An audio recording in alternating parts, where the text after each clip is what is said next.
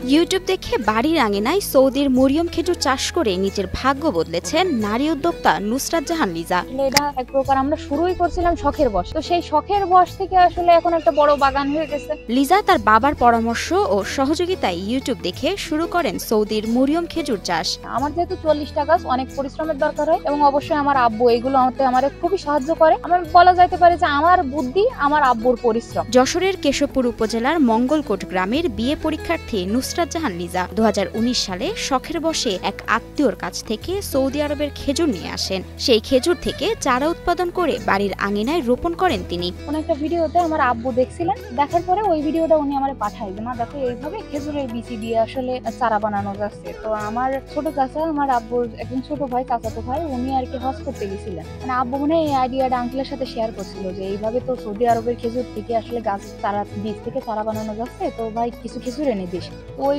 বীজগুলা থেকে আসলে আমি কল বের করে দিছিলাম আব্বুরে। দেওয়ার পরে ওনারা বললাম যে আব্বু এইভাবে আসলে রোপণ টোপণ করতেছে, আর উনি যেহেতু গ্রামের মানুষ, ওনার চারা রোপণ করার ব্যাপারে আসলে অভিজ্ঞতা আছে। পড়াশোনার পাশাপাশি 5 বছর ধরে গাছগুলোকে বড় করে তোলেন লিজা। কঠোর পরিশ্রমে তিনি এখন হয়ে উঠেছেন এই গ্রামের অন্য নারীদের অনুপ্রেরণা। আমাদের আশেপাশে অনেক লোক আমাদের বলছিলেন যে ও ফল হবে না, গাছ কেটে ফেলো, এরকম ধরনের কথাবার্তা। এখন যখন তারা আসলে ফল দেখতেছে, অনেকেই অনুপ্রাণিত হচ্ছে যে এখান থেকে চারা নেবো বা নিজেরা করবো, যেটাই হোক, অনেকে এগিয়ে আসতেছেন। এনারা চাষাবাদ করেছেন, এটা দেখে আমাদেরও ইচ্ছা জাগছে যে আমরাও।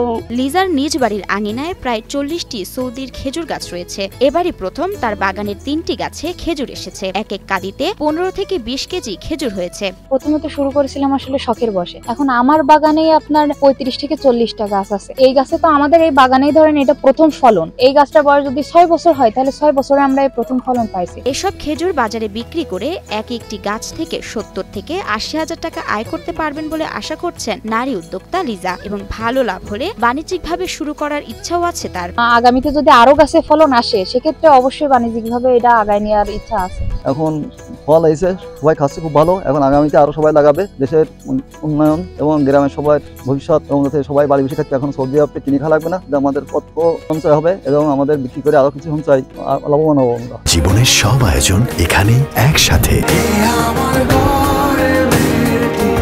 লিজার এমন সাফল্যে গ্রামের অন্য নারীরাও আগ্রহী হচ্ছেন খেজুর চাষে। প্রতিদিন আসছেন তার বাড়িতে গাছ দেখতে ও পরিচর্যা সম্পর্কে ধারণা নিতে। আমার খেজুর দেখি ভালো লেগেছে। আমার উঠোনের আঙ্গিনায় আমিও লাগাতে চাই খেজুর, এই সৌদি আরবের খেজুর গুলো। ওরা ওদের আঙ্গিনায় লাগাইছে, এখন আমরা দেখে আমাদেরও ভালো লাগছে। আমরাও এখন এটা লাগাতে ইচ্ছুক। আমাদের আঙ্গিনায় আমরাও লাগাবো। প্রায় আসি, দেখি কিভাবে এরা পরিচর্যা করে, কিভাবে লাগায়, গাছগুলো যত্ন নেয়। এদিকে বাণিজ্যিকভাবে সম্প্রসারণের লক্ষ্যে কাজ করছে স্থানীয় কৃষি বিভাগ। খেজুর চাষে নারীদের বিভিন্ন প্রশিক্ষণের মাধ্যমে সহযোগিতাও করছে বলে জানান উপজেলা কৃষি অফিসার আব্দুল্লাহ আল মামুন। লিজা যে একটা নারী উদ্যোক্তা হিসেবে ডেভেলপ হলো, তো সেই হিসেব করে উদ্যোক্তা হিসেবে ডেভেলপ হওয়ার আগামীতে তাকে আমরা উদ্যোক্তাদের বিভিন্ন সাপোর্ট দিয়ে থাকি, এবং তার মাধ্যমে আমরা বিভিন্ন কৃষক কিষানীদেরকেও প্রশিক্ষণের আওতায় নিয়ে আসতে পারি, এবং ওনার মাধ্যমে কিছু গ্রুপ গঠন করে সেটা আসলে আমরা বাণিজ্যিকভাবে নিতে পারি কিনা সে ব্যাপারে আমাদের তৎপরতা থাকবে।